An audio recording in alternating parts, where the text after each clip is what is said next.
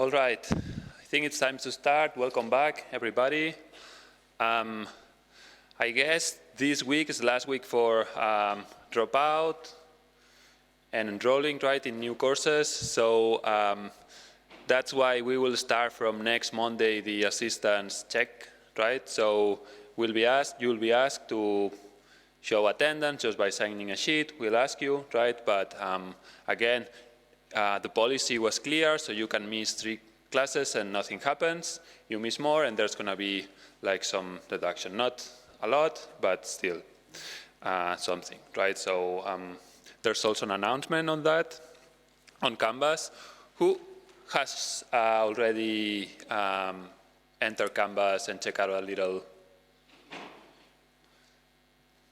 You haven't? Okay, but you're enrolled. Okay. Okay, well, there's material there for you to check, like the problem assignment. I guess you can do well if you just enter the GitHub, right? But for problem submission, definitely you will need to access Canvas. Okay, we also released like some videos the other day. I guess all of you were in class. So it's not, but if you want to check it out again, what we did, it's also possible. We'll try to announce when we publish them, right? But it should be clear now that we have a pipeline ready and setting. And what else?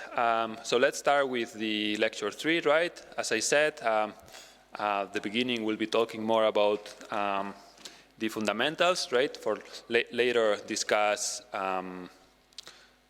proper algorithms. And today lecture is going to be about Gaussians, so there's a second part. Please, let's do a quick summary of what we did last day, on Tuesday, right, on lecture 2. So if you remember, we define Gaussian distribution.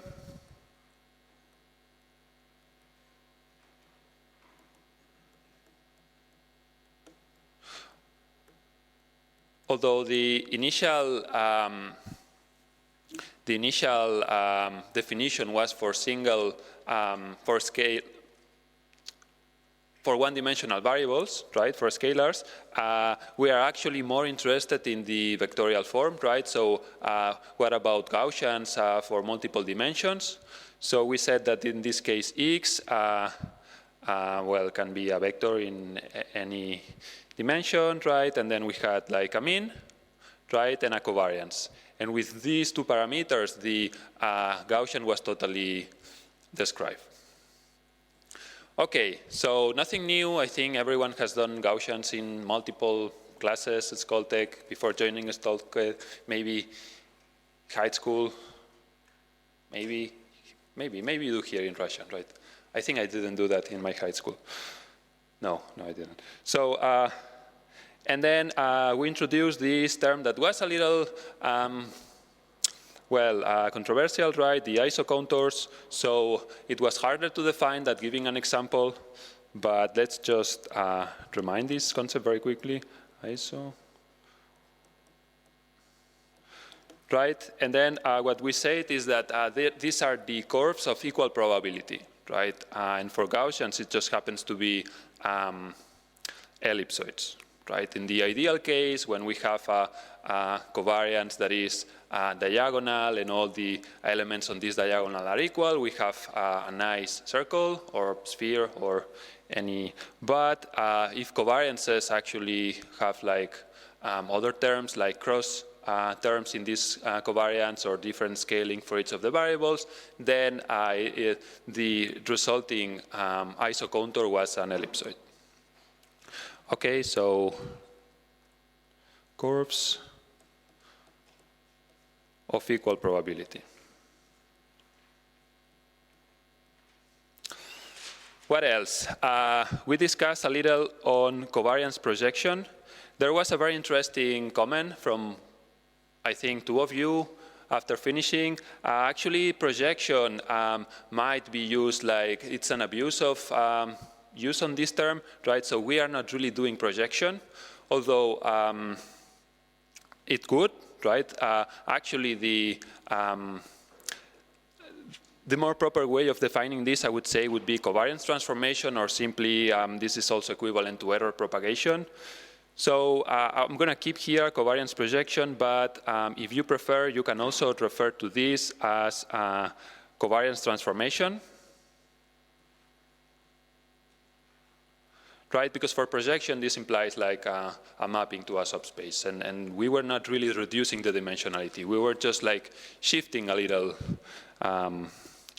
the Gaussians, right? So in this case, covariance.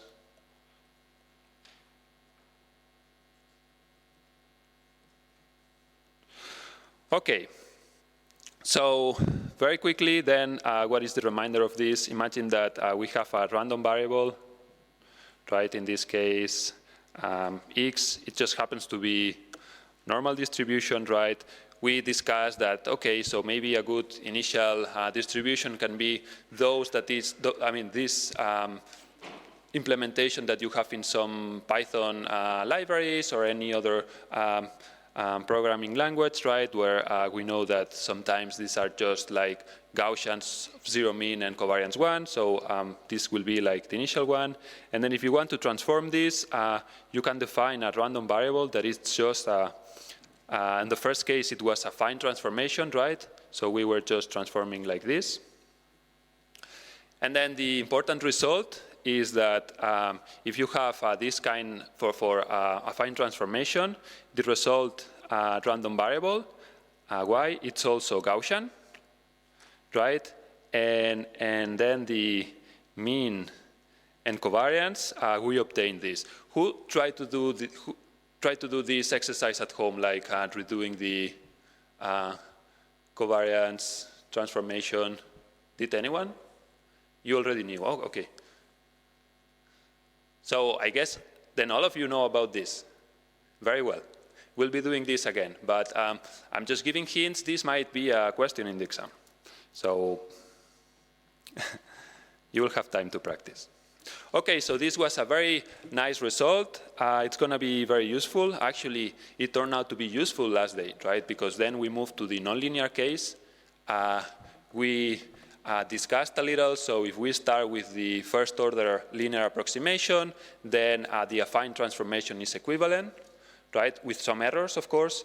And basically, you just, all these A matrices become Jacobians, right? And we also define what the Jacobian is. Okay, so let me just write it. Nonlinear case, right? So we have this. And in this case,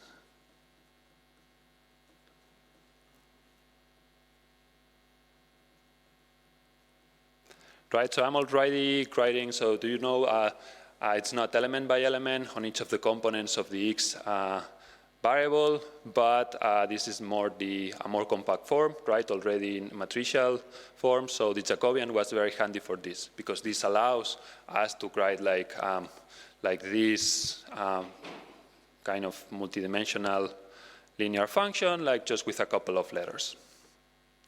Okay, and then the other interesting result was that, again, if we do linearization, remember, this is important, linearization, if we do the proper nonlinear transformation, then we don't know what's going to be the target distribution. Maybe there's not even closed form, but if we do a linear transformation, we'll have like a Gaussian function, a Gaussian distribution as well. I forgot to discuss something. So it was a little subtle, but when we were talking about the linearization, we didn't discuss about a linearizing point. So which do you think is a good linearizing point if you want to minimize the error as much as possible? Imagine you have a one-dimensional variable, right? This is your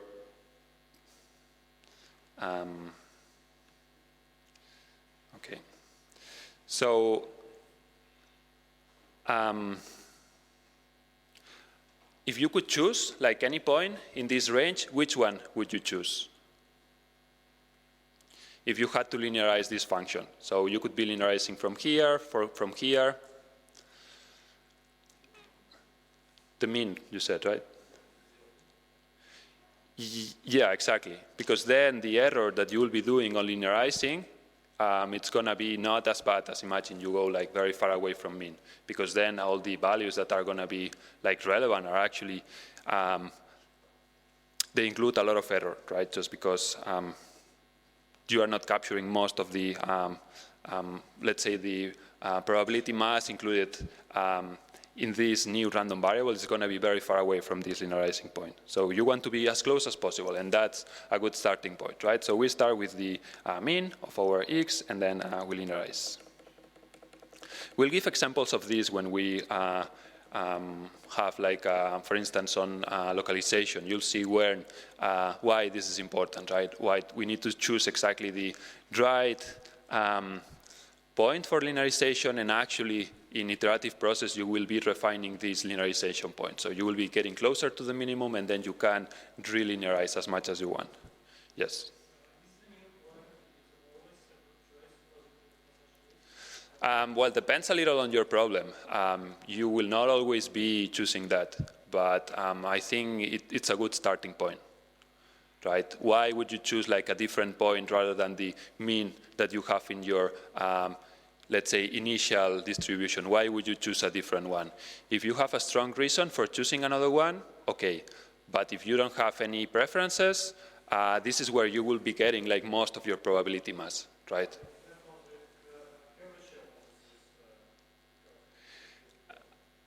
Yes, but you mean on the nonlinear function? It might depend, yes, but that's what I'm saying. If you have strong reasons to believe that that's not going to be a good point, okay, but a good starting point without much prior information will be always linear, linearized on the mean. Okay, so, and then we also introduce another term, which is the Mahalanobis distance.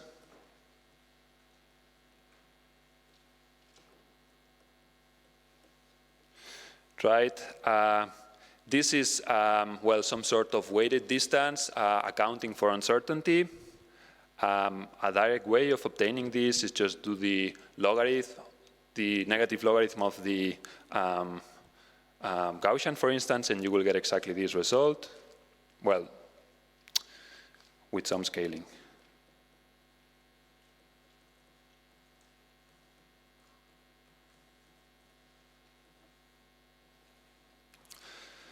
Okay, and then what else we did? We actually discussed a lot of things last day, but I think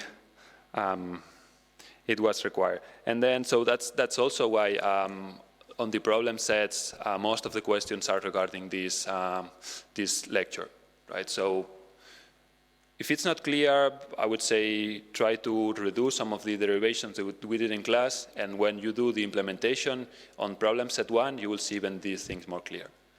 And if not, we'll be here, right? For you, so our TAs and me, we'll be here to answer any question. Okay, so the next topic was Gaussian visualization.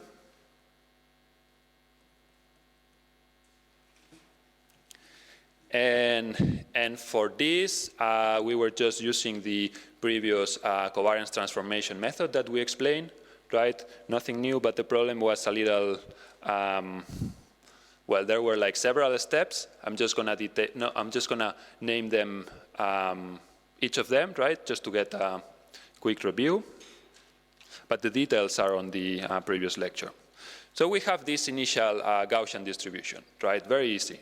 So this is the identity. That means that we have independent variables for each of the components on the x variable, right? This is a multidimensional vector. They are independent, right? Because cross covariances are 0, right? So if you remember, what I was saying is that cross covariance, actually for Gaussians, it's equivalent saying independent and uncorrelated. But every time that you see a 0 here, that means that there's an independent assumption. So this is an easy distribution to get. You just call your random number generator, you generate a bunch of samples, they are supposed to be independent, kind of. And then the problem was, okay, so from this, and from the two-dimensional problem, by the way, we know that the isocontour of this is a line, right? So this is a circle. So this is the isocontour of identity, right? It's a perfect circle. And at the end, this Gaussian visualization, what it was is, so we have another distribution, right? It's not going to be as nice as this. And then basically, we are just going to transform an easy and well-known distribution, like having a covariance here, the identity. We are going to scratch it, translate it, until we get the distribution that we want, right? So, right, and we know that for doing this, actually what we need is that the covariance in Y just factorizes like this, right? These are going to be the matrix that we multiply the vector, right? And then we know that actually A was equal to the Cholesky decomposition, right? And you also now are able to do a two-dimensional Cholesky decomposition. I guess you can do more, but you are able now to do it just with simple multiplications and derivations, so that should be enough. Of course, on the problem set, you will be using operations, right? But I think it was interesting because you will be also like plotting, if you want to sketch these isocontours, right? And you don't have, for instance, in the exam, you don't have like a calculator, you can be still, you can still do that, right? With what we explained. Okay, and the last thing that we discussed was about sampling Gaussians. And this was very, very, very related, right? To the drawing of isocontours, so the problem was the same. We just need the Cholesky decomposition on our covariance, and that will give us the transformation that we need. Okay, so that was last lecture, a lot of things. Did anyone already start doing things on problem set 1, like the second part? So was the last lecture useful? You already did something. With that, you could follow better, right? So it's done, it's finished? You have finished, almost? Okay, almost. And other people, work in progress. Okay. Very good. So now what we are going to do is we'll, as I said, keep this second part on Gaussians.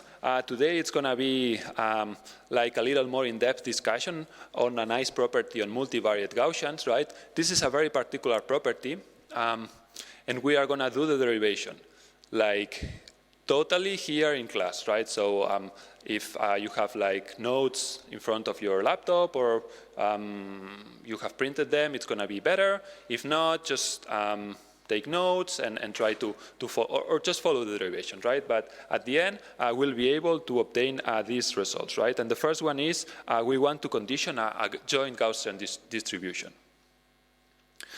Okay.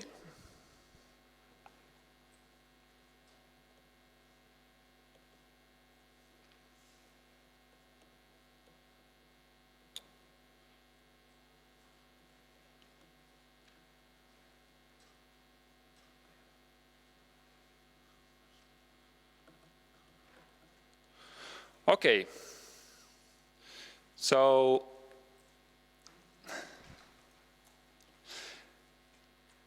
let's get back a little to the definition. If you remember from this joint Gaussian distribution, let's say that we have simply a vector, right? In this case, it can be of any dimensionality. It will be more interesting, I mean, it doesn't really matter how big it is, right? And then basically we have a distribution. This is going to be Gaussian, by the way. And then we can actually rewrite this long vector as we can basically break it out into two parts, right? So we can say that this distribution actually equals this, right? So there's going to be a part on A and a part on E, right? So something like this. Okay, so we have a long vector or a state variable x, and we are just going to break it down into two parts. And then the problem is going to be, okay, so we want to condition this. We want to obtain the condition probability, let's say, of one part of them, given that some variables are given, right? So this is basically what you need for conditioning, is knowing like some results or some variables are known, then what is this distribution? Right, and basically here, the problem, it's going to be, okay, so is this going to be Gaussian, right? How can we break this down, and then how can we make like a useful, how can we obtain like a very efficient derivation for this? Just as a side note, if you remember the condition for independence,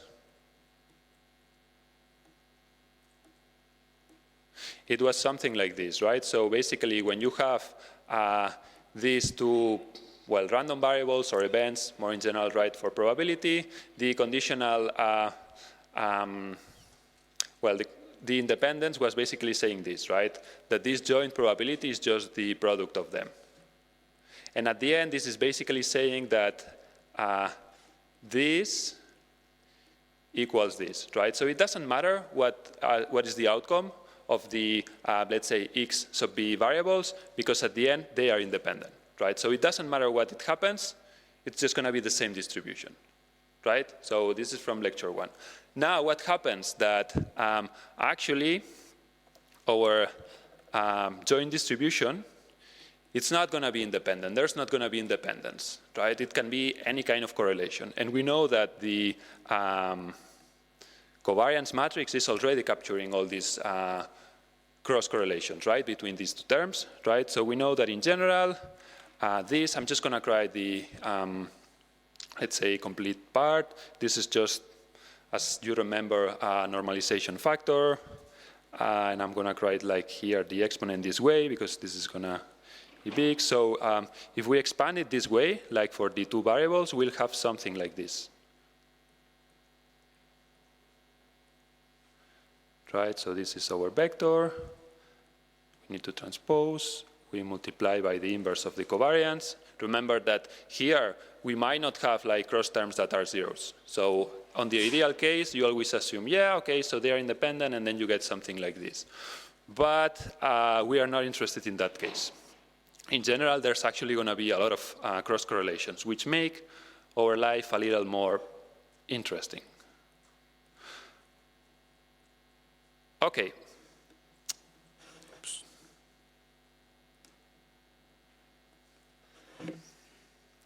Okay, so this expansion, I'm just rewriting terms, like since we have breaking down this vector into two parts, right? I'm just rewriting them down.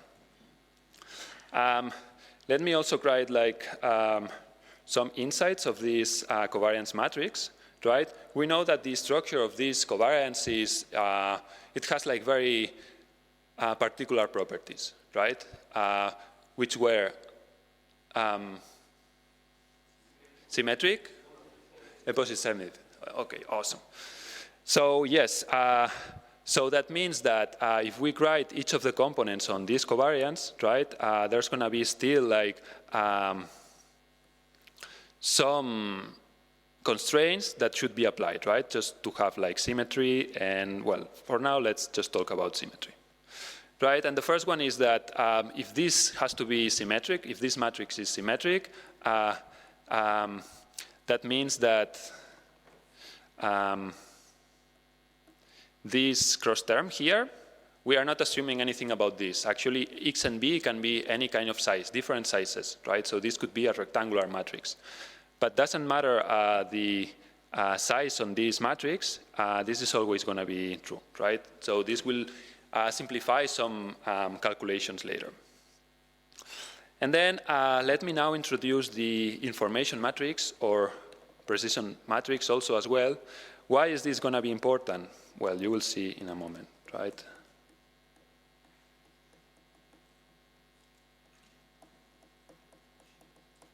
So it's just this, right? So this is the information matrix. This is just the inverse of the covariance, right? Nothing new, you knew. Okay, so for some, this is actually a little more natural expression of covariances or of Gaussians, right, on this information form. But for now, let's say that simply we call this inverse, like the information matrix. And then we'll have like similar properties of this, right? So there's going to be subblocks of these matrices. And just because the covariance is symmetric, right, the inverse is also going to be symmetric, right? So we kind of have the same property here. Okay, so far this is not really hurting, right? Okay, and then what is the strategy that we are going to follow? We have like this expansion, right? We have here like this big exponent now with more terms. There are several ways of solving this, but let me give you like just one solution. I will talk later about another way of solving this. But we'll start with a solution which is called completing the square, right? So what is this?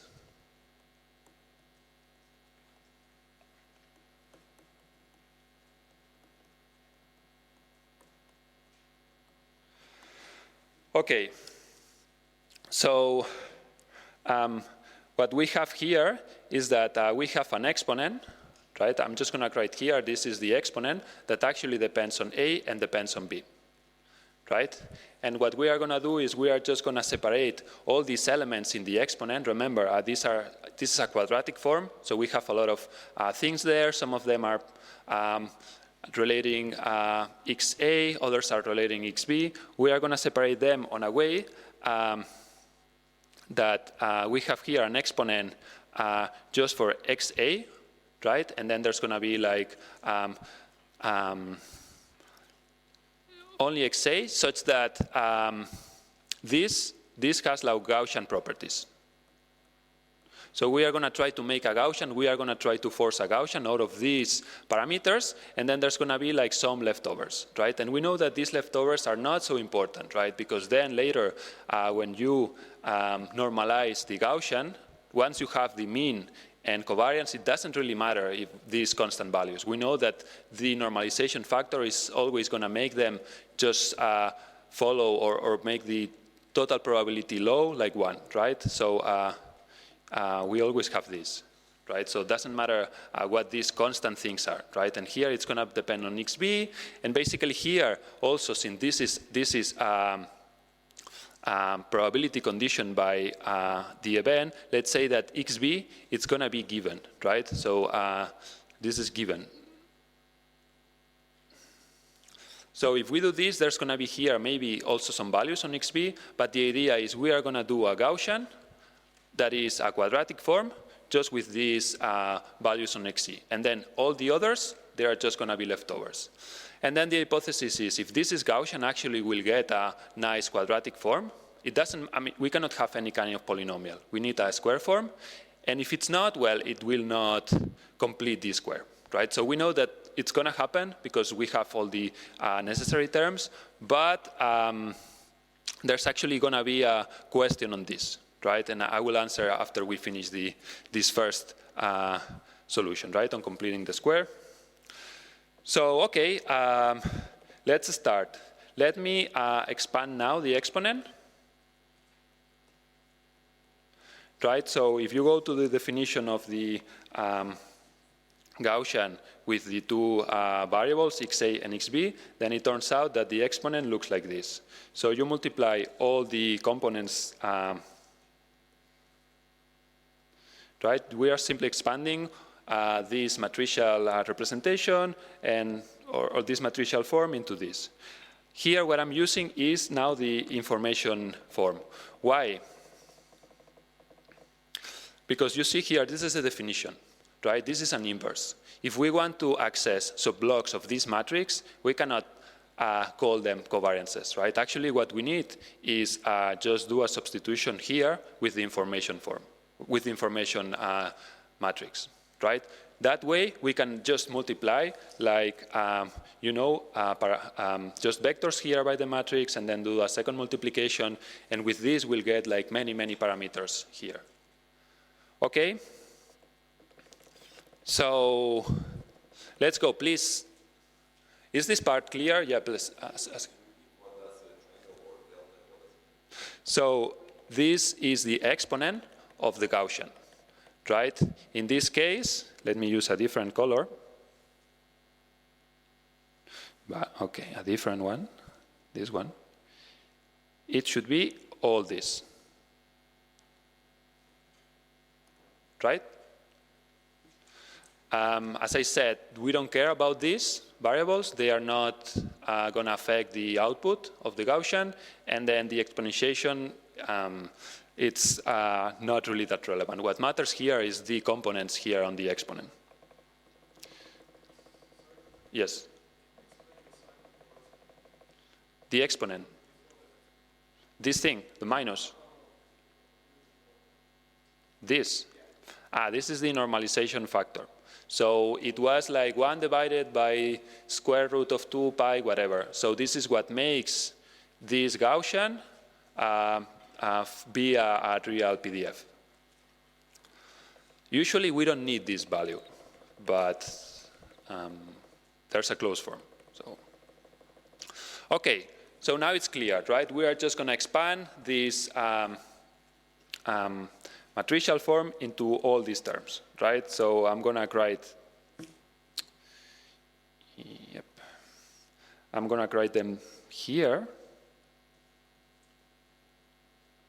So this term is including all a's, right?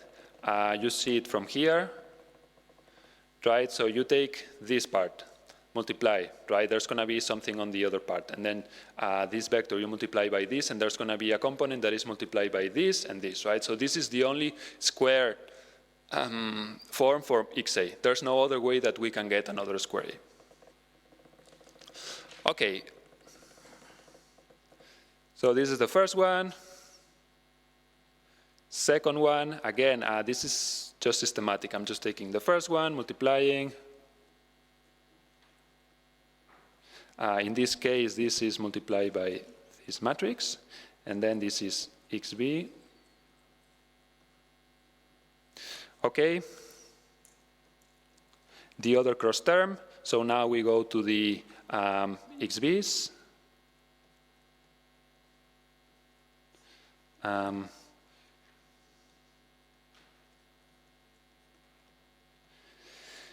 And then we have the other square form for xb's, right, where we have b on the left side and the right side.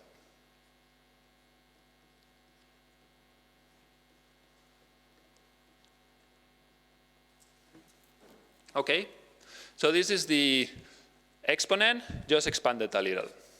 Now the idea, as I said, it's going to be easy. We are just going to look for all those terms, right, that depend on A. Why? Because xb, we assume that it's given, right? This is a conditional distribution, so we can assume that it's given. So we will not care too much about what happens with b, right? We just want to make sure that after rearranging these terms, we get what should be a form of a Gaussian distribution, right? And for that, let me write it what is the target polynomial, right, that we should be getting. So, okay. So we know that the exponent of a Gaussian, you have a question, yes? Yes. Yes, yes, yes. If not, you cannot, I mean, you cannot multiply that. Okay, so this is the target exponent that we are looking for. It's going to look something like this, right? I'm now writing like proper letters, but in general, you want a square form. Here, we don't know what it is, but I'm just going to write it like this. This is the covariance condition by B. Then we have, well, what I'm expanding here is just this square, right? I'm getting all the elements here. We'll have like xa multiply by the mean vector. And then we are going to have a square form for the mean, right? And so far, we don't know what it's going to be this mean, and we don't know what it's going to be the this covariance, right? But this is what we want. Right, so this is, okay,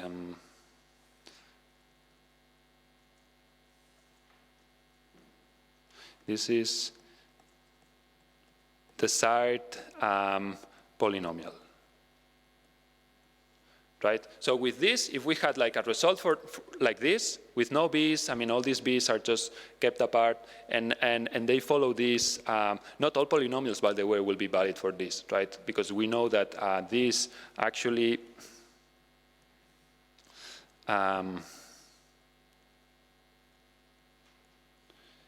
this is it, right? So I'm just writing this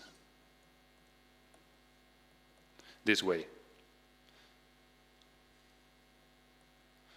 Right, so if you expand this term, you will get something like this. Now, it's clear what we are looking for. We are just going to make whatever it takes into this exponent, right? Add the components we need, make everything we need until we get like a form that resembles a Gaussian. Okay? And by doing this, we'll see exactly then what is exactly this new covariance on the condition event on A, I mean, the covariance of the probability of A condition by B, and the mean. Okay, this should be clear before we start doing, like, thumbs up, are you have?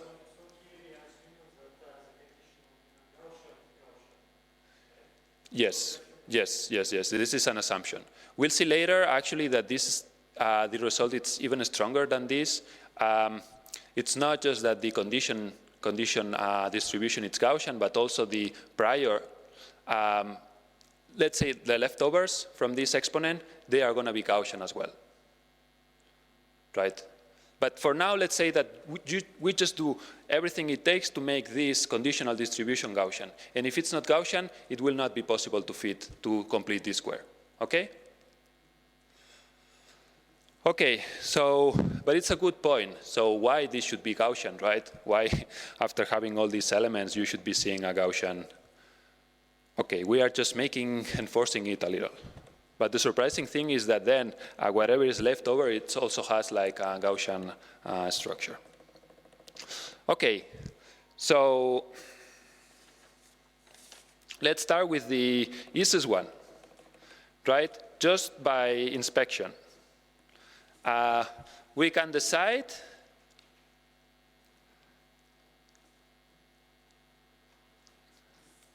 so imagine we are just trying to match them. So imagine we are just putting here an equal. What is the only condition that makes this thing equal, at least for this, right? So this is the only term where xa is multiplied. I mean, we have a square form of xa. There's no other matrices that are being multiplied xi, like in both sides. So that means that this term, I mean, this matrix and this matrix must be the same, right? I mean, this is the only square form, the only square. There's going to be like things here, but in this, all of these xa, let's say these are first order, and this is just constant thing. So we have our first kind of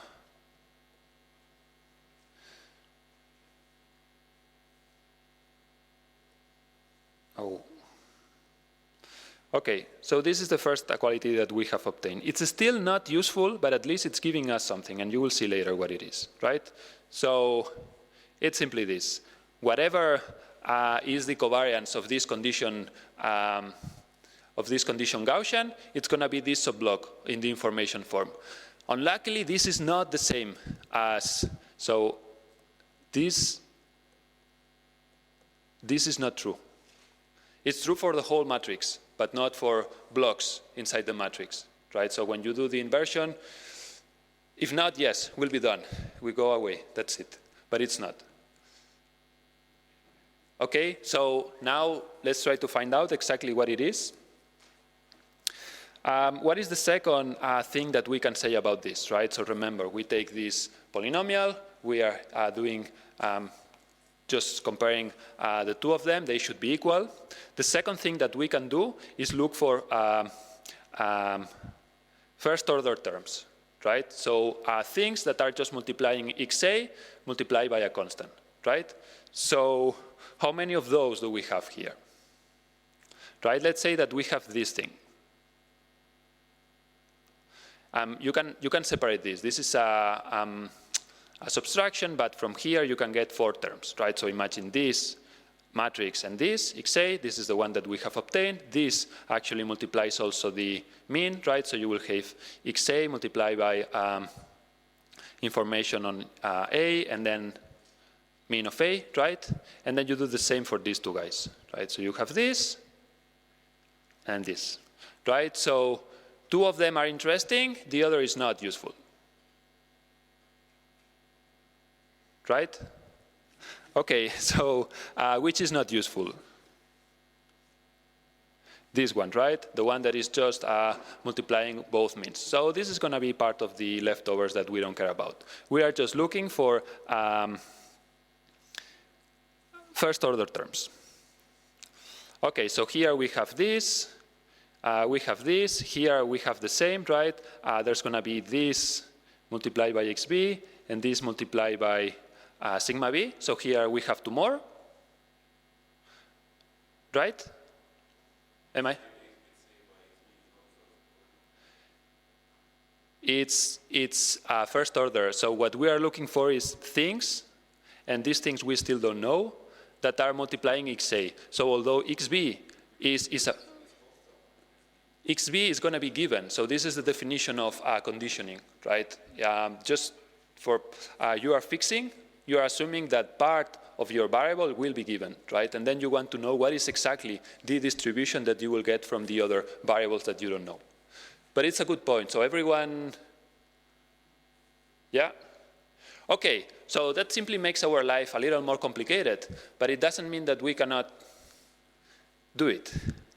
Okay, and then the same happens for this, right? So we'll have these 2 guys here, right? Any other, it's not going to be useful, and here, nothing, right? Yep, Seb.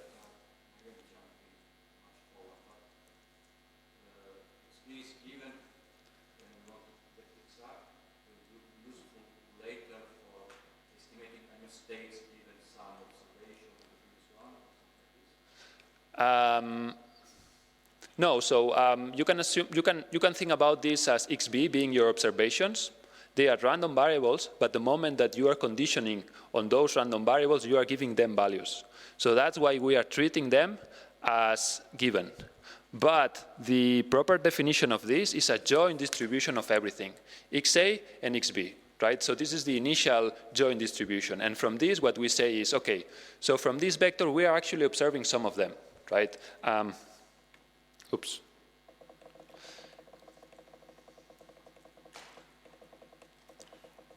Right? So we are actually observing some of them, but you cannot really just say, yeah, probability of A, it's just going to be your prior, your subblock in the covariance. You need to take into account that actually XB has been observed. Why? Because there are cross covariances. There's going to be these correlations that actually mean something, right? So imagine, so can I give you an example? If I say snowing, is it going to be cold? Well, yes, a little, right? So there's some correlation here. You want to take into account this fact. If you don't take into account this fact, then you can assume that things are independent. Like it's snowing and it might be hot. Okay, yeah, maybe this is independent variables. But reality, day by day, is telling you that there's some correlation. Okay. Good comment. I think it's more important on this derivation that the idea is clear, right? So rather than all these manipulations, all these algebraic manipulations, which you can do later, the important idea is what we are doing, right? And the result of this, it's going to be very useful, you will see. So conditioning a joint Gaussian. Okay, so now imagine we take all these terms, right, that are like kind of first order XA, we put them together. We make use of this symmetry property that we talk about, right? So remember, this, I'm going to use a different color, this and this, remember that there was a property on symmetry, right? So because the covariances are symmetric, the information is symmetric, and then blocks inside here, such as this one, should be like this. Okay? So why does this matter? Because then we are just going to rearrange things, right, such that they factorize a little more nicely. Okay, so as I was saying, these are the first order terms.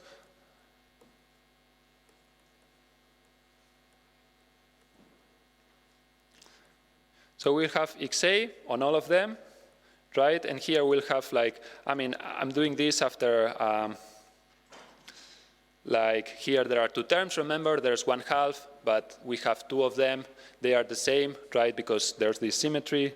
So actually XA transpose multiplied by this is the same as putting the same thing around. And then here what we got is that the other, there's four more parameters or factors in this exponent that are going to look like this.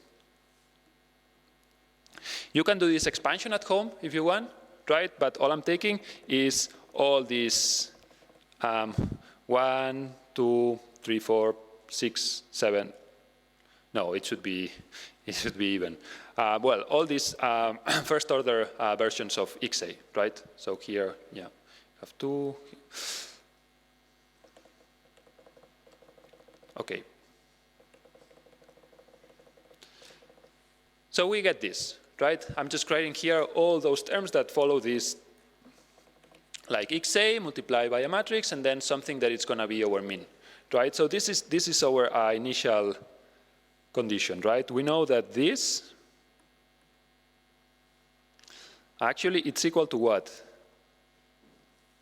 I mean, I already said it, but it's going to be equal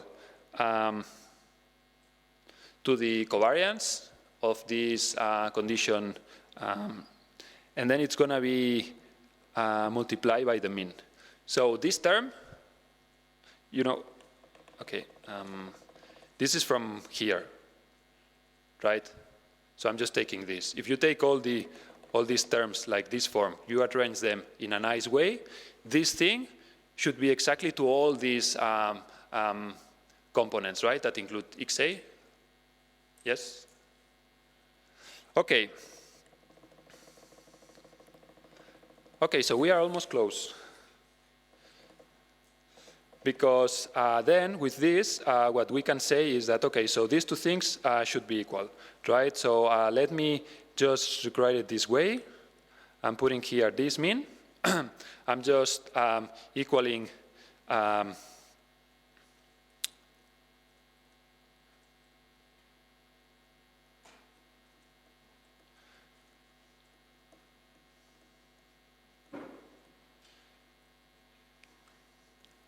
equaling this to the right-hand part, and then there's the covariance, right? So it should be here multiplied by -1, so what we can do is just this, right?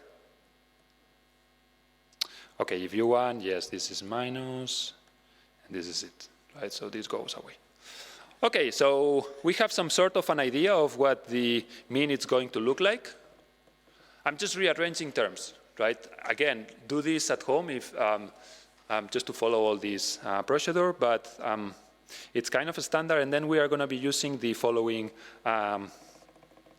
findings. So we know that this covariance, the inverse of this covariance should be this subblock, right? So let me substitute this thing here. And then what you have is that Well, here we'll have this, that is the inverse of this, so we'll have mean of A. So far, no surprises, but then the mean is going to be changed, right? And this change, I will explain now what is the meaning of this. So we have this, and then we need to put all the other terms, right? So it's going to be AB, and then we have this correction, right? Okay, so let's say this is our second important result. What is the meaning of this? Let's discuss this a little. Imagine that the cross term doesn't exist, right? These variables are independent. We know if that they are independent, then basically this kind of correction to the mean, it's nothing, right? We know that what we get is that the joint probability of independent variables is just PA multiplied by PB, right? So that's why this will go away if cross correlation is 0. Okay, we know that this is the inverse, but the idea is that this correction term doesn't take into account, right? You just have the sigma of A. So it's kind of saying this, right? This is what happened when they were independent, right? So if this cross term was 0, all this thing will go away, and then basically you will get this. So this is coherent, right, with the idea of what we explained on independence. Now, let's talk a little about the second term, right? So this is some sort of correction term, right? And here what you see is xb is the observable variable, right? This is the mean of xb, and it's basically measuring how far away you are from the expected value, right, which should be the mean. And then there's going to be a correction, and this correction depends on the cross correlation, right? So this is kind of a correction thing, right? You have your mean, and you are going to change it slightly. So this means that actually your distribution changes. Even if your prior on this XA distribution was telling you, yes, this is your mean, after this observation, it changes a little. Right? So how this changes, okay, we'll see now, like more in concrete, but the idea is that it should change. If it's independent, there's no change, of course. I mean, an independence, it's basically that. Yeah, please.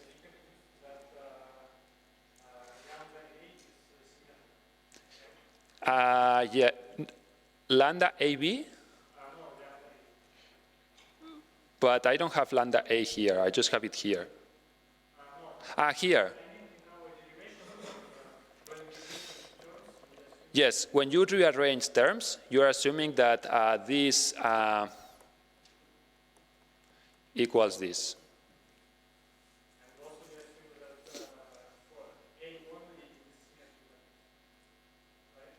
Yes. Yes, because this is the subblock, right? So in this case, this block must also be like symmetric.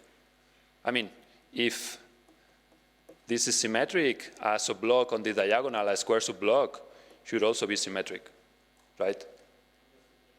Yeah. Yeah, otherwise, this is the beauty of it.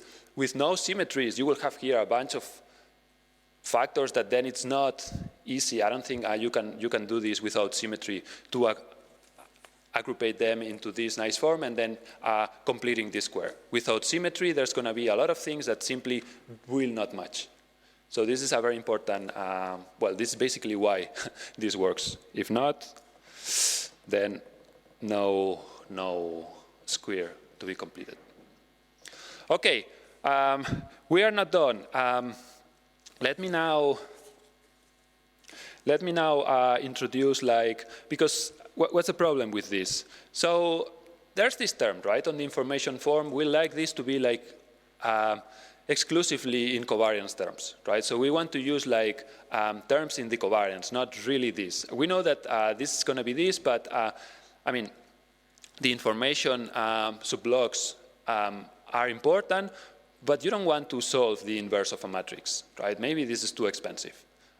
There's an even better form, so there's not going to be need for us to do the inverse of the full joint matrix, right? That will be like too expensive. By the way, if we do that, that's trivial. So we just have information form and then our problems go away. But what we are going to be using is what is called the matrix inversion lemma.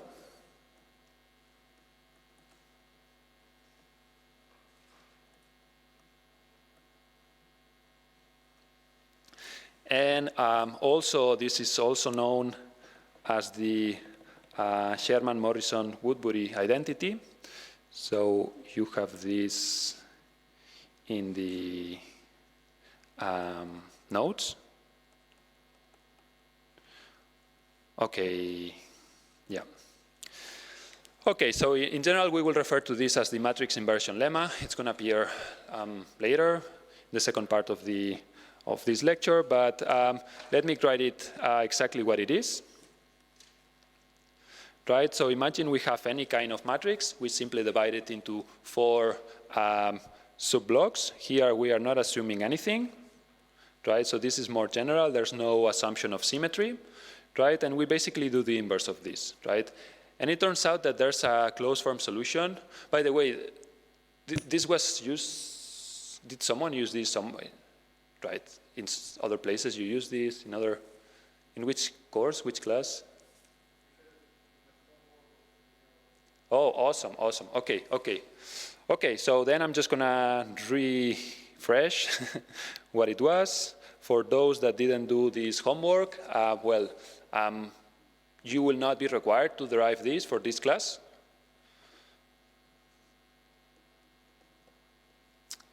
And then, well, this we are not going to be using, but... So it's a good result because basically it's relating each of the subblocks on this matrix, right, on which is going to be the inverse, right? And in this case, M, this is the Schur complement. Actually, they derive this starting from the Schur complement, but okay. Right, so, yeah, so M minus 1. This will appear later. You will see in Schur complement.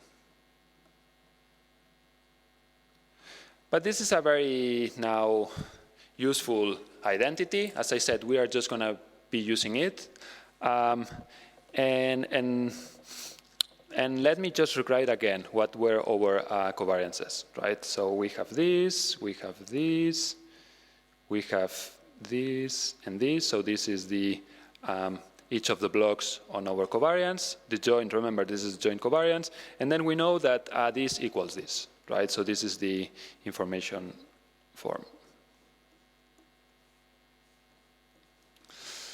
Okay, so now you can see that there's some resemblances, right? So it's basically the same.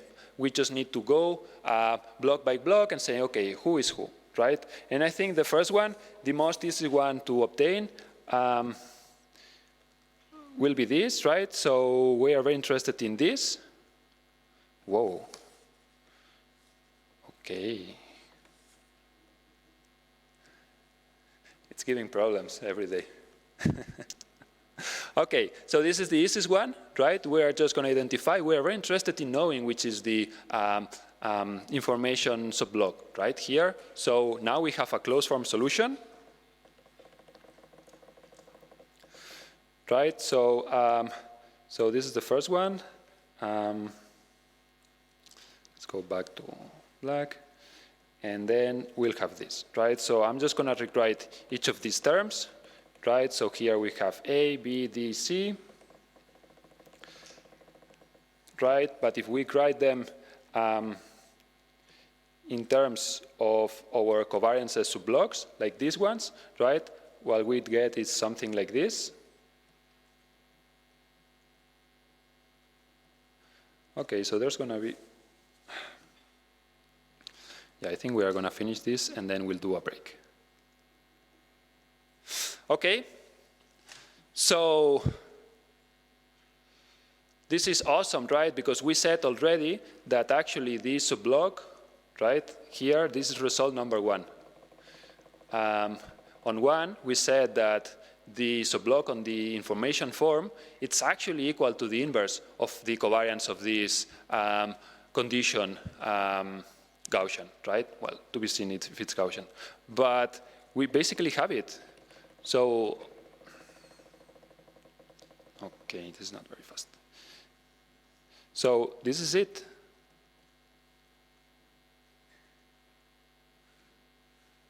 Good, yes. No, because this is the inverse. So this equals this.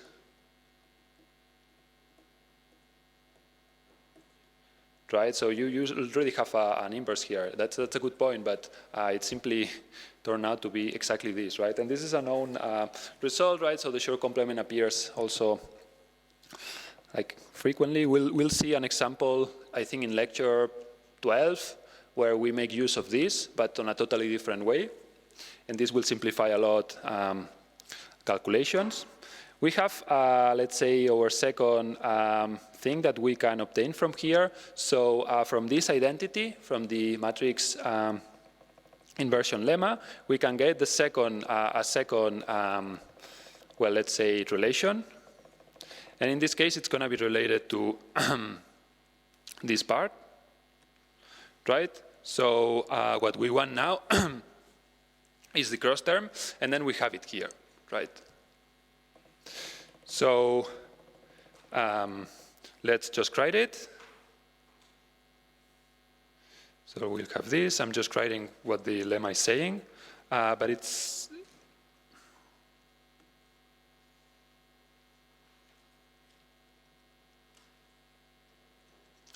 and then how is this going to be useful? So if we get again our definition of mean, right? If you remember, we had something like this, right?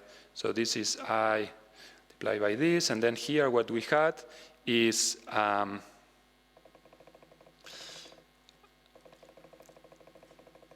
information form of AB, right?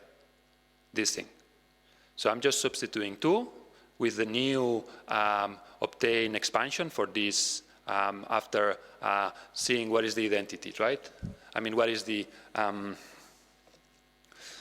what subblocks equal what according to the matrix inversion lemma. So we get here, and basically we do this.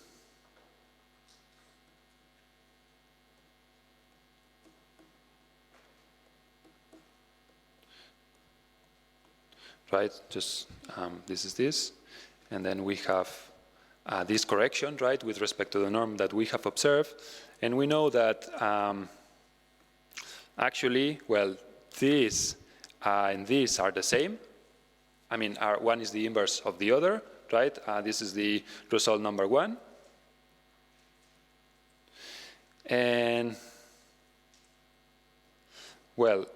Now we are ready just to give like the final result, because the mean it's going to be something equal to this, right? So it's going to be again like a minor correction to our previous mean, but in this case it's going to be dependent on the observation that we get, the mean on B, and how much this is changed is going to be dependent on the covariances, right? First of B, right? Basically it's on the inverse of B.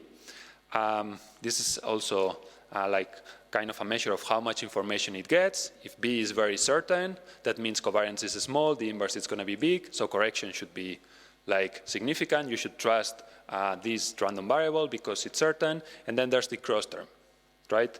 So this is the final result, and now I'm going to write like after doing this derivation, we have obtained a mean, we have obtained a covariance. This is all we need to describe a Gaussian, right? We have argued as our initial hypothesis that if we could complete the square, that means that this is Gaussian, right? So here we'll have this distribution that it's going to be like this, right? So it depends only on XA, right? And here we have our mean.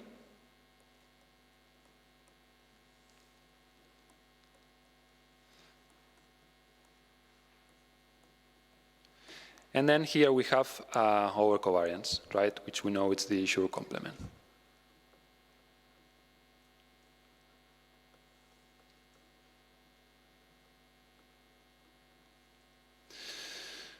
Okay, So this is amazing. We have, after like arduous derivations, right, we finally got a very interesting result.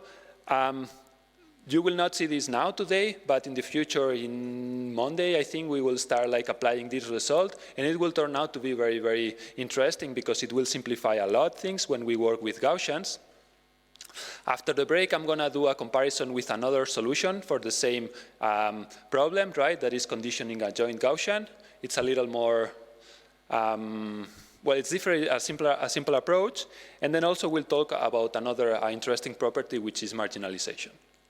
Okay, so 10 minutes to take care, and then we will get back. Okay, so let's get back, 10 minutes break, almost.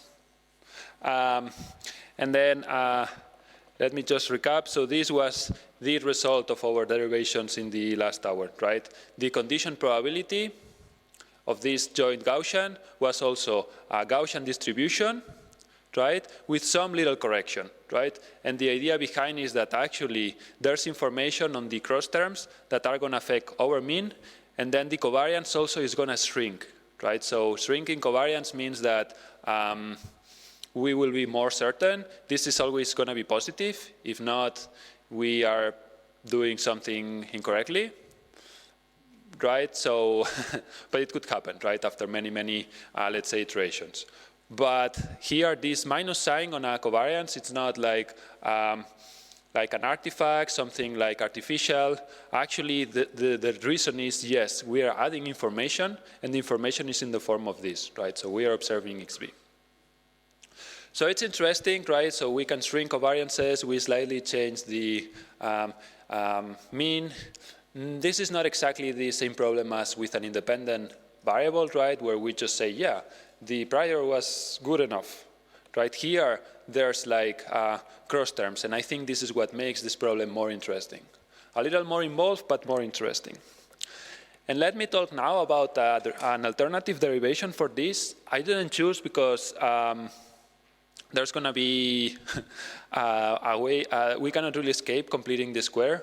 So we are going to need it for the next problem, right? But this alternative derivation is explained in the Barfoot book.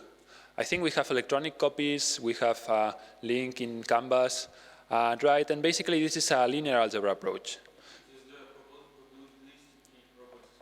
No. This is another book. So this is called State Estimation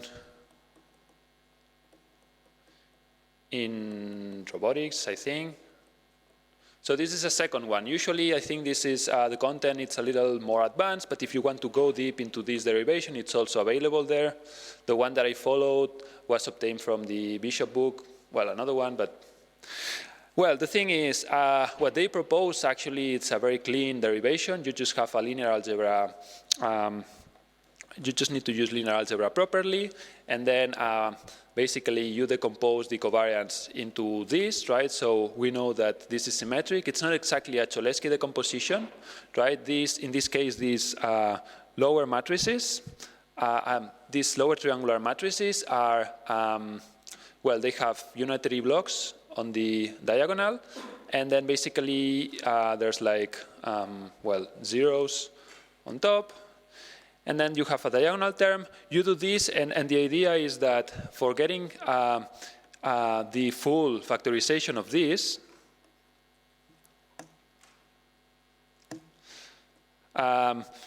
basically it's this, right? So you have the joint probability distribution. We know that this equality should hold, right? So the condition by this should be multiplied. So it's the product rule. And with this, what you get is exactly the two distributions, right? The condition and the prior on XB. And turns out that both of them are Gaussian, right? Both of them follow like this kind of square exponent that we were looking for. So this is great news. At the beginning, with all those terms, it was not so clear that we were going to be getting a Gaussian, but thanks to the symmetry and, well, other things, that was possible. Let me...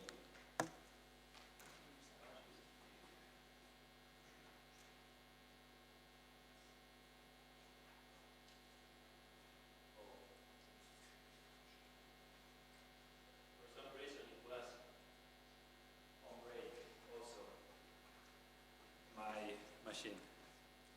Okay. So now we are back.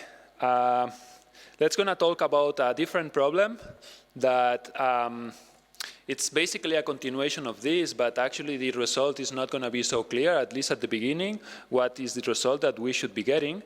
But this will appear constantly, right? And the problem is marginalizing a joint Gaussian distribution.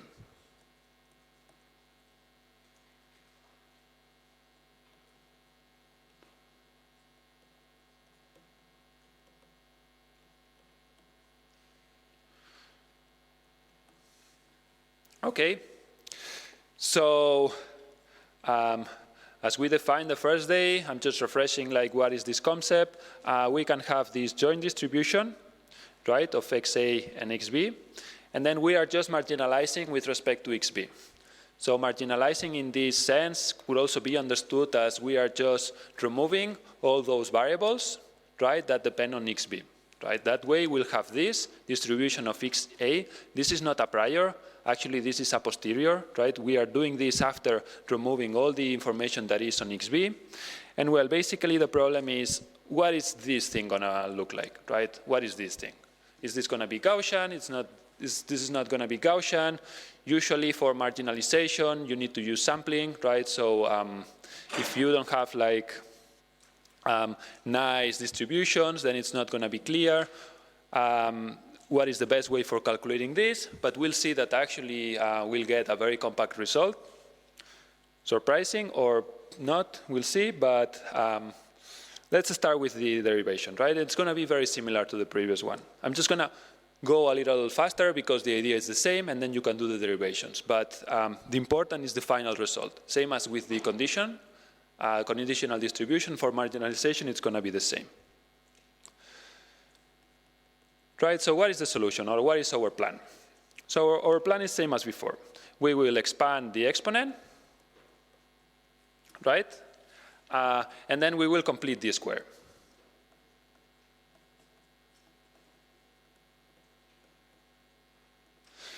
What is the problem? That we have to complete the square 2 times. Right? So, and I'm going to tell you why. So, let's say that what we have now, this is our joint distribution, right? Like, broadly speaking, with no normalization constant, but imagine this is the exponent with, the exponent just written in this form, right? And the problem was marginalizing, right? So we are going to have something like this. Okay, so the first step is going to be the following. We know that if we do this, right, what is the result of this? So we know that there's actually a solution for this improper integral. If we put here all variables that depend on xb, we know that this should be just a constant, right? I mean, if we had the normalization constant, we know that by the total probability law, this should be 1. But in this case, it's not. And then what's going to happen? That we are going to have here different, well, basically leftovers, right, of these factors. Basically, we'll have here a constant one that we'll see now what it is. And then we'll have here another one that will depend on xa, right? And then the question is, with this, why are we doing this? Because this integral doesn't depend on xa, right? So if we marginalize and if we do this integral and the variables are not depending on these, well, variables to be integrated, then we can just take them out from the integral, right? So we are just going to do that. It's not so clear if it's going to be easy to separate them because you've seen that there's many cross terms there, right? xa was multiplied by xb in many terms. So this is step number 1. You have a question? Yes. What is this power? Constant. It's my bad. Please, anytime that you don't see a clear letter, just tell me. I guess that this is due to the artist's limitations or my handwriting, but And the second, maybe there's not enough space. But this is all constant terms, right? And we'll see that these should also depend on xa, only depend on xa. All xb's must stay here. You cannot take them out from the integral, right? So we will put everything that depends on xb here. We will normalize because we know that what is the result of this improper integral. And once we have here like nothing related to xa, this is just going to be a constant, right? This is going to be a second constant, right? And then we will discuss that this constant actually is what we need to complete the second square, right? So for this is complete square number 1, and this is complete square number 2. Sounds a good plan? Any question? Because now I'm just going to do the following, right? So I'm going to start putting terms. We are just going to group them. So it's a little involved, but it's just algebraic manipulations. The important thing is this. So what we are doing is, for marginalizing this joint Gaussian, let's say that we are removing all the variables that are not going to be integrated. And we'll see if what we get out of the integral is going to be good enough to complete this square. OK? OK, so let's go. We don't know what this is going to be. So maybe the terms here, the exponents, are going to be like not really arrangeable on a nice way to be Gaussian. But we will hope to get like a Gaussian out of this, right? And then what is going to be this mean and this covariance on this new, let's say, posterior? OK, we'll find out in some minutes. OK, so I'm going to just rewrite the same as I did before. Here we have the exponent, right? And I'm just rewriting terms again, right? So this is the same thing as I had before. Again, it's going to be useful to use the information form subblocks.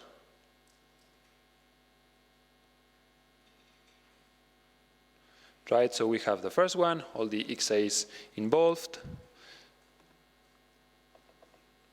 We have the second one.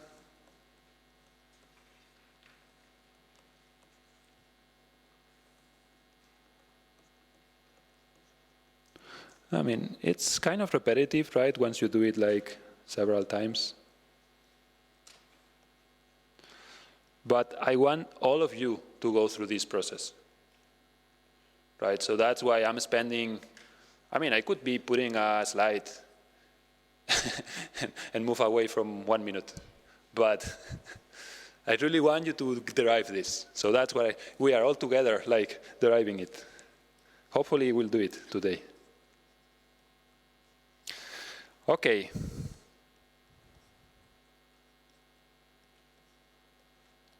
And then we have the last terms, which are just dependent on xb, right? And its mean.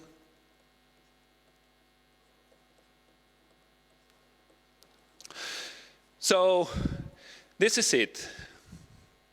Now, the only difference is that before, remember that there was like some of the variables there, like when we were like completing the square, that some of them depended on xb, right? So if you remember, there were terms that were depending on xa and xb. Now we cannot really afford that. So what we need is a clean, complete square of xb, right? So only xb. xa should not be included. So we should separate them even better than before. So for that, let me start with, here I'm using like some color scheme. Yes. Oh, yes. Yes, good catch. Yeah, but I deleted the wrong one. Okay.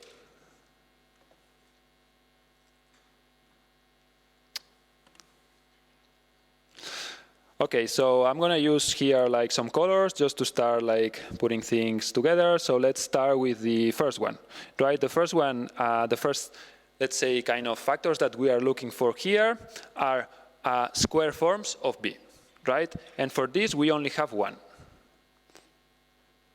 right? So we have this. These are, I mean, does everybody agree here? Do you see any other forms, any other square forms of XB? Like, definitely not here, no, no. Okay, so it's gonna be this, right? This is one. Yeah, so I come here.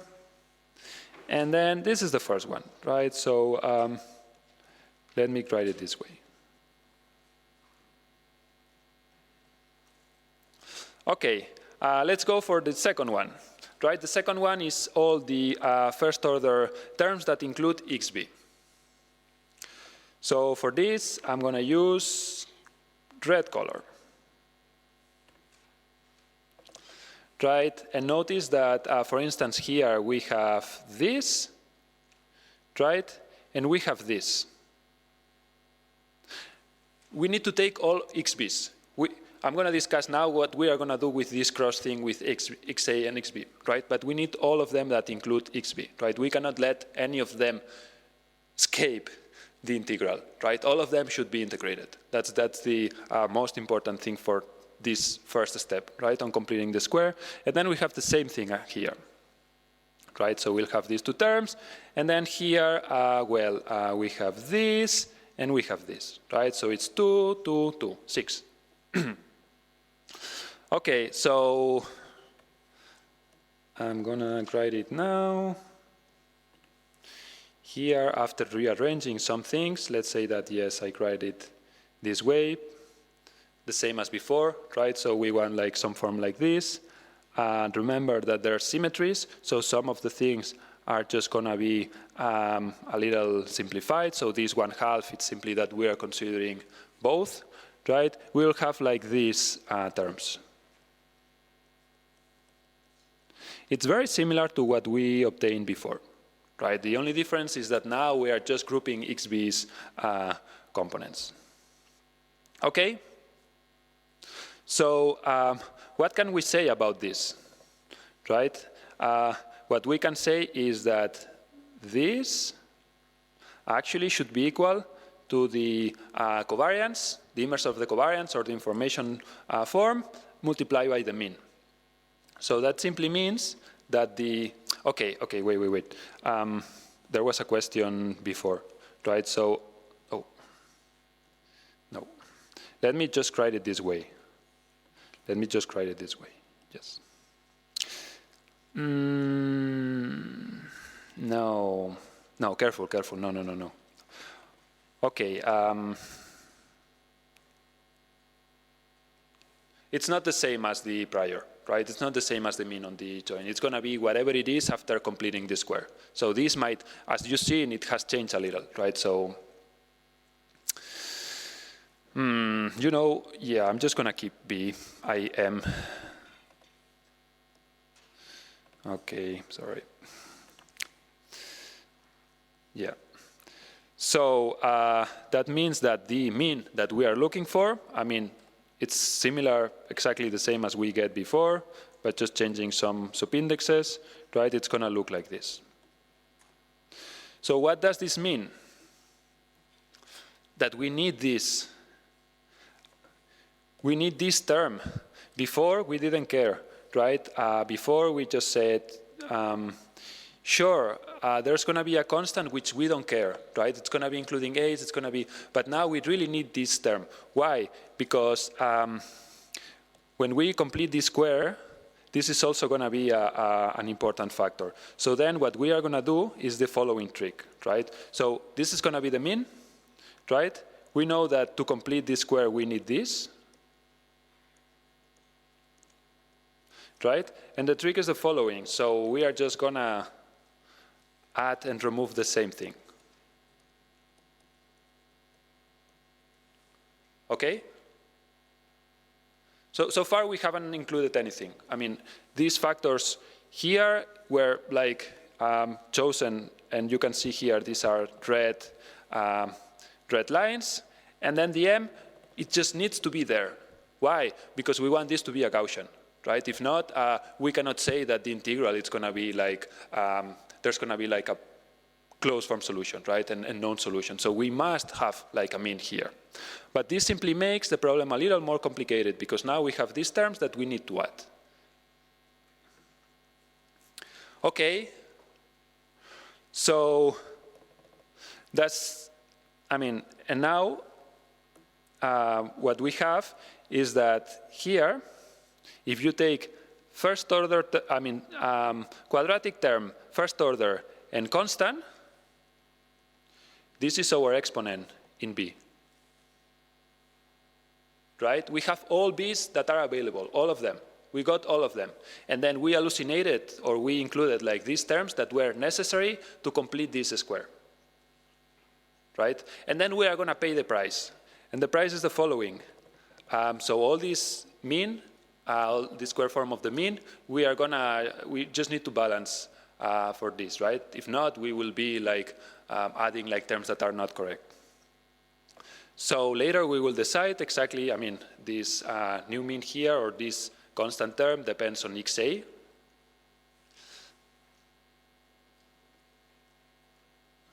Right? So does everybody agree that we can remove this from the integral? Okay, so far there's no xb. So we have removed all the xb's. Good. And what else? Now, let's gonna find for, we said that we want to complete this square 2 times. First one is done with some parameters that we will add, and then we are gonna go for the second square. And for the second square, we start the same way as we started before, right? So we start with this, which are the square terms in this exponent that depend only on xa. These two, right? Okay, so then we go down, and we write them, right? So it's gonna look like this.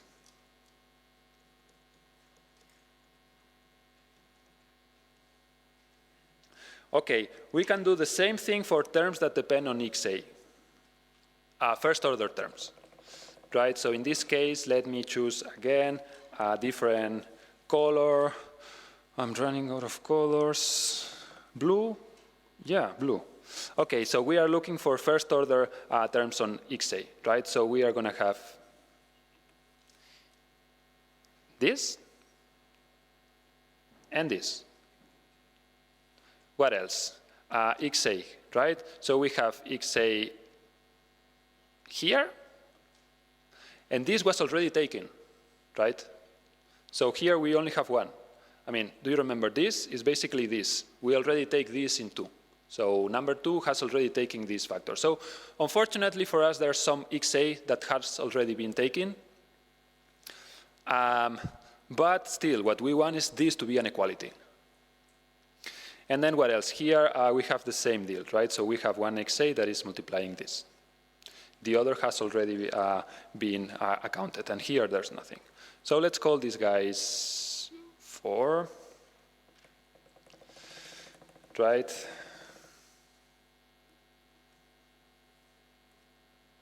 Right, and then we come here, and basically all I'm saying is you can redo this again, but it's gonna be very similar, simply with less terms.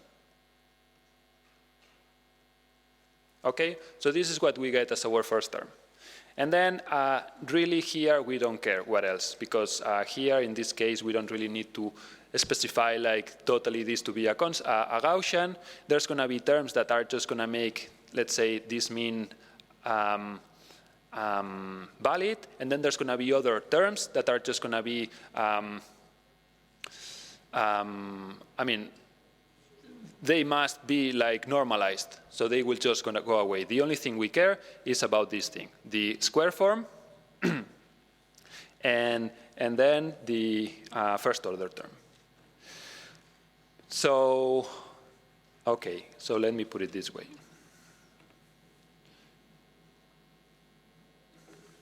right? So this is going to be the exponent on XA. There's no XB here, right? Plus constant, right? And the constant we'll see. So now the problem is this. We have completed the first square, right? XB is gone. And then we need to solve for this. So the first question is going to be, what about M, right? So for this, I'm going to expand this a little, right? But basically, this finishes here, right? So let me just write like all the things that we were accounting for this, right? Remember, we were doing a summation and then a subtraction, so it didn't really change anything. But in order to complete this square, we'll need this, right? So this is the result as we have written just before. I mean, it's here. It's here, right? I'm not inventing anything new. Okay, I'm going to write correctly this. A,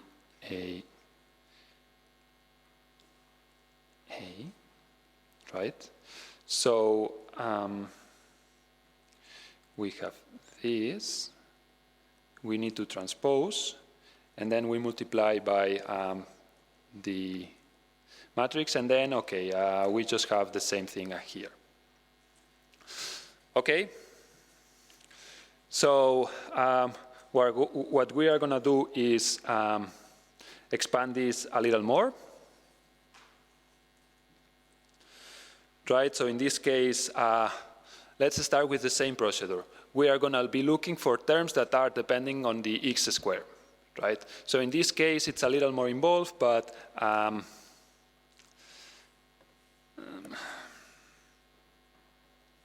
so here we have an XA, right? So we are going to have a square form. This is bad news, right? Because we thought that we already have all our square A's, but it just happens that here, this, I mean, all this, multiplied by this matrix, and multiplies by the same thing that is appearing here, it's going to produce also a square form of XA. Okay? So I'm just going to write that. So we have this, XAT, AB, minus 1. Here I'm using the fact that there are symmetries. Minus 1, AB, and XA. Okay, so this is the first term. Now we see that we can just remove whatever you want, these guys, right? And it's going to be a little more compact. And then let's go for the first order ones. So exactly we have the same problem. This is going to be multiplying here by this and by this, right? So if you do this expansion and then we group all of them, at the end what you get is something like this. It's a lot of matrices, but you will see that most of them go away like this. And then here, as I said, we were grouping these.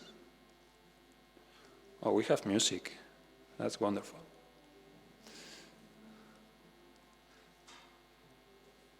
It's like a challenge. Okay, and then what else? We have a constant, right? And then we don't care about the constant terms here. Why? Because the constant terms here are just going to be summed to these constant terms, right? So we just care about second square forms of XA and first of XA. Okay, we are close, we are close. Don't worry. So now let's write this exponent again, the exponent that depends on XA, right? Now with the m's expanded. So it's going to look like this, right? I'm going to put here on the first line all the square form. And then this second kind of, we'll see that it's going to be very convenient, but this not so desired result of just completing the first square for XA, for XB.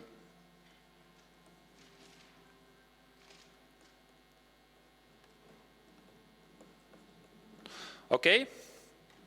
And then first order terms, right? And here it's the same, right? So we need to account for the first ones that were on the exponent initially.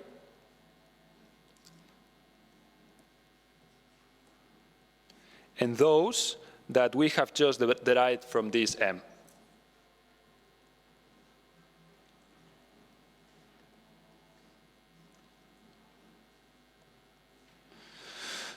Oh, no. OK, I'm following this line here.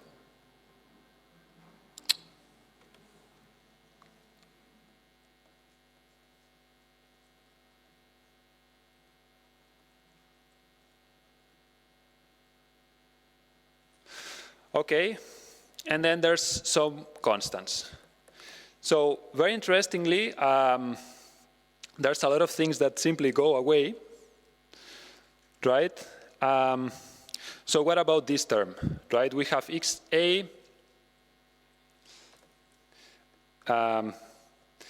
being multiplied by sigma b, and then we have the same thing here, right? So this goes away with this. Yes? The first part was obtained directly from the exponent.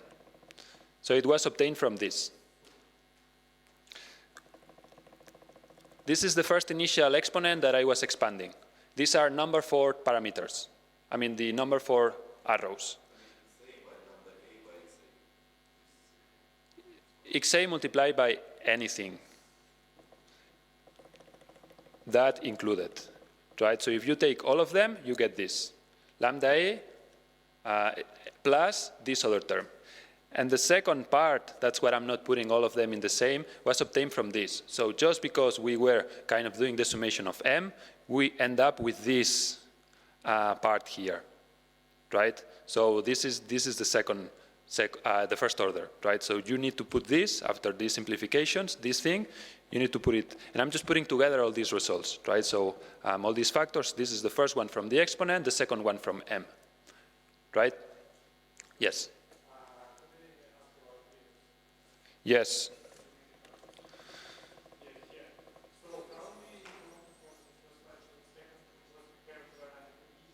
No. This is not an equality. This is a big line. This is a big line. This is for second order, and this is for first order, and this is 0.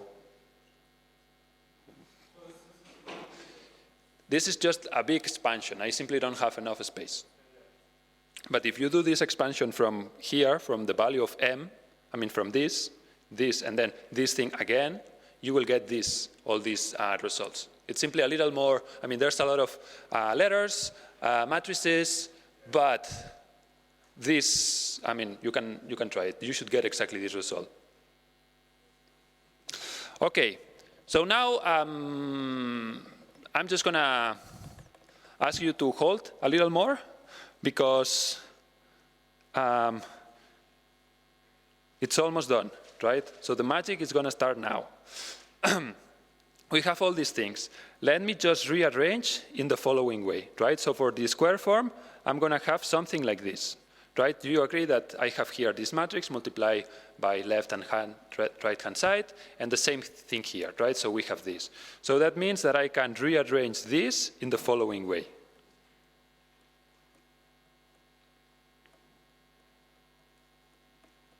Right?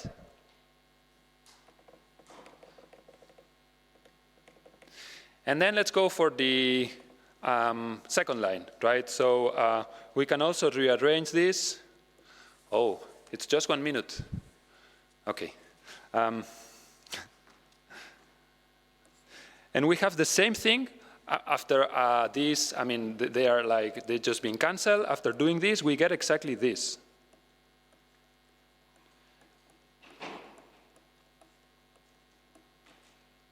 And then we said that we have a constant, right? But there's something familiar here, right? I mean, this is the sure complement, exactly. So what do we know about this? that if you do this Schur complement of this matrix, we know that at the other side, the probability, let me put it this way. The probability of this, the covariance of this, it's going to be just this, right? After doing the Schur complement, now it's the other way.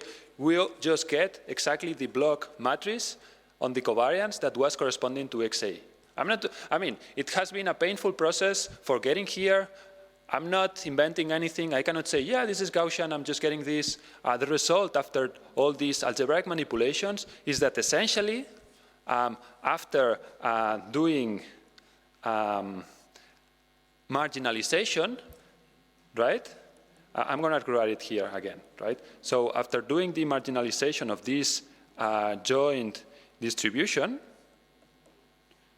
right? This is what we were solving after completing 2 squares and a lot of factors there, a lot of variables. After completing this, what we have is the following, right? What is this? This is the covariance again. And what is in here? It's just the mean. So this is with respect to XA only, right? We have marginalized out XB, and the mean is, again, our previous mean, right, from the joint distribution, and the covariance, it's just this. So, so this is where the benefits start like showing. We have done a long derivation, right? Of course, this is Gaussian again. We didn't know that this was going to be Gaussian. I mean, okay, so here we have XA, and here, if you need a mean, we have exactly the previous Gaussian. And then whatever is here, we don't care, right? It's going to be some constant, and it's going to be on the normalization factor. So awesome, excellent. No b's, they have been kept inside the integral, and everything that get out after the marginalization, it turns out to be exactly this same covariance, the subblock covariance, and the same mean, right? So let me give you an example, right? We have this vector, right? Here we have XA, XB, right? And, oops. And here we have the cross, the covariance, right? So here we have XA and then whatever terms. And someone is asking you, please solve this integral for me, right? So you have the joint distribution of these things. For any other distribution, you need to approximate these. There's no closed forms. But for Gaussians, just because there's like so many nice properties about them, you can say without caring too much, look, I can solve this actually just with the power of my pen, right? So I come here, and the marginalization is going to be taking a subblock in your covariance, taking a block vector in your mean. Oh, this, by the way, is the mean. And that's it. That's it. And here we are accounting for all the possible values of XB. Anything that can go here, it doesn't matter, right? It doesn't matter, because when you marginalize, it's some sort of, it doesn't matter what is the value here, because it's just going to be like, how to say, we are already taking into account this into this integral, right? So this is a weighted, let's say, average of this. But whatever is the result, it doesn't matter if it's correlated, if it's not correlated. Marginalization, it's just taking subblocks of matrices. And what is the cost of this computationally? Nothing, right? It's memory check. What is the cost of doing this, saying that you have any other kind of distribution? Well, you need to sample, you need to approximate this maybe with Monte Carlo methods, right? Depending on the dimensionality, you can run the method, go for lunch, and maybe you have like an initial good approximation, right, of what is this marginalization going to look like. But for this, it's much simpler. For Gaussians, it's just taking subblocks of matrices. And we are not doing any trick. This is still Gaussian. And there's nothing that we need to change on these subblocks. OK, so this is the most important result from today, right? After this long term, this long journey on are we completing a square 2 times.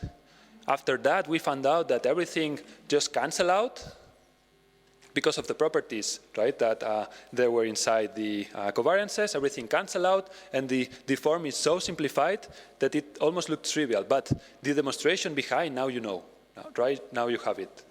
And again, this is going to be very useful. We are going to be using this constantly.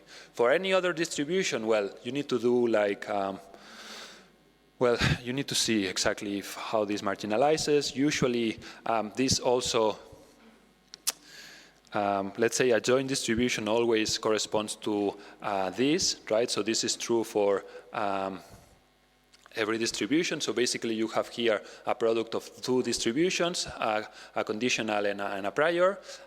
If these 2 things are Gaussian, I mean, if this is a joint Gaussian, these 2 things are Gaussian. So basically, the integral of this product of Gaussians as a result is a Gaussian.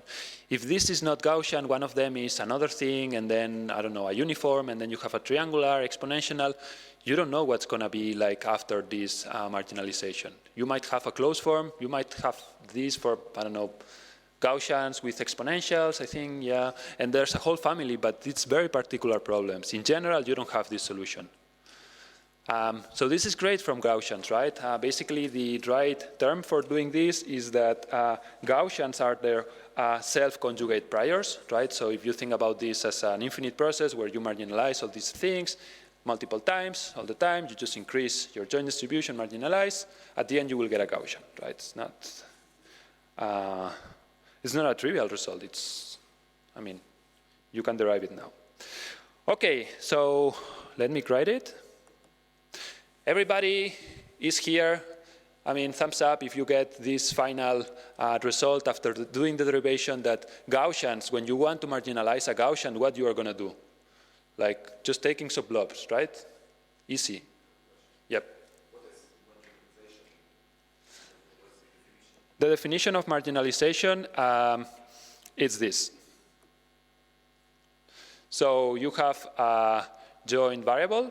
This is in continuous space, right? So you have a variable that you want to marginalize. It's kind of left this out of the, it's kind of a weighted average that you do.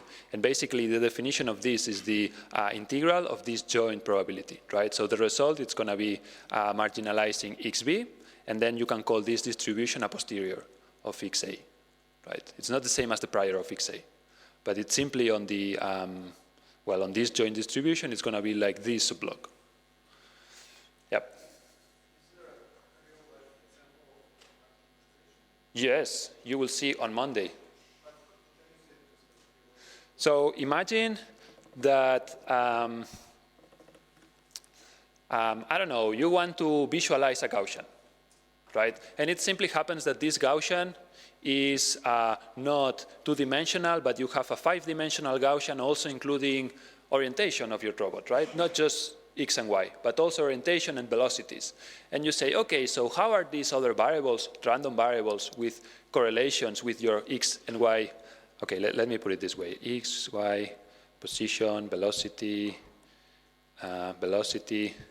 right? And then here you have a big Gaussian, I mean a big covariance on this, right, with all these terms. So you want to plot, same as I was asking on problem set 1. And I'm asking you, look, you have these joint covariance. These things are not 0. Right, so here you don't have zeros. And I'm asking you, okay, plot the isocontour of xy. So what you do is you have this joint Gaussian, you marginalize with respect to velocities, and then what you get is your posterior, x and y. And how you do this? You come to this matrix and take the block. Are you doing any cheating here? No.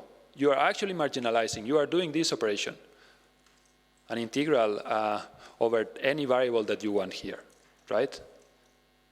So it's kind of powerful. There will be other cases. I will explain on Monday when we start talking about the Bayes filter, right? But this is the only case that this simplification is so amazing that you can make use of a Bayes filter. Otherwise, approximations on these are going to be like too expensive. We'll talk on this on Monday. But the takeoff from today is that from this joint Gaussian distribution, you want to marginalize. Well, first of all, you can condition, and you will get a Gaussian. And there's a formula for this. And the second important result is that marginalization is just taking some blocks. OK, so I think with this, we are going to finish like this introduction to theory, to probability, and more of these foundations. I think we are ready now. It probably, oh, are we? No. OK, no. We still have time. So with this, we have finished this introduction to probability, right? Next classes are going to be not so intense on algebraic manipulations and all these things, but the results that we can get are only explained if we build on these foundations, right? So we need to condition joint Gaussian distributions, we need marginalization, we need to understand like what is a covariance transformation. All these things are necessary, right? I think now everyone is on the same page. You might know, or you might already know about marginalization before coming here, but I think this was required, right, for the course. Also, yeah, so as I said, now for next class on Monday, you can take a look at the probabilistic robotics book, chapter, well, the section 2.4, right? I think they introduced their base filter, and then a little bit of 3.1 and 3.2. Right? I'm going to follow a different approach because what they do in this book for doing this derivation, it's a little different. What we do in this course is basically we build a little more on the theory for Gaussians, right? We build our machinery, and then the explanation for all these filtering techniques will be much easier, right? So you will find out in Monday. OK, thank you very much. See you on Monday.